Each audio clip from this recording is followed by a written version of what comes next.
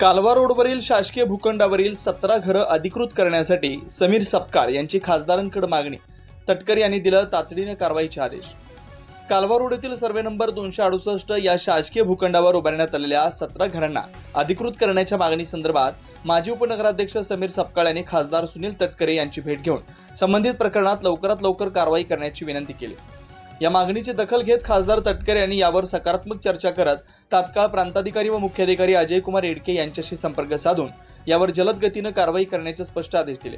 या निर्णयामुळे संबंधित घरधारकांमध्ये दिलासा निर्माण झाला। या मागणीसाठी पुढाकार घेतल्याबद्दल समीर सपकाळ यांचे कौतुक होत आहे। करायचं असेल तर अख्ख्या जगाचं कधी करा, ज्यांची मंजूर झाली त्यांचं लगेच करायचं। बायपास एअरपोर्टले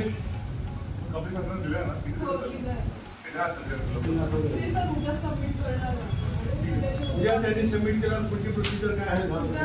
एक मिनिट रे,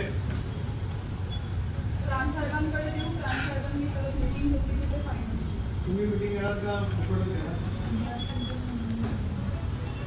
उद्या आपण सबमिट करू, त्याची मीटिंग लावायला सर्टिफिकेट याच्यावरती लागेल। कसं आहे येते, तुम्ही वेळ नका घालू। टायमिंग आपल्याला लक्षामध्ये घेता पाऊस सुरू होण्याच्या अगोदर कामं मंजूर होऊन जर का त्यांचं काम सुरू झालं तर किमान फाउंडेशनच्या वरती त्यांना आणता येईल।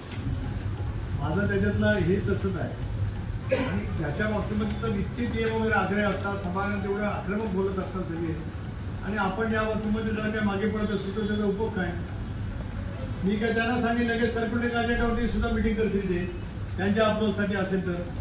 त्याला काय 3 दिवसाचा अजेंडा वगैरे असं काही नाही, सर्क्युलर अजेंडावरती पण होतं।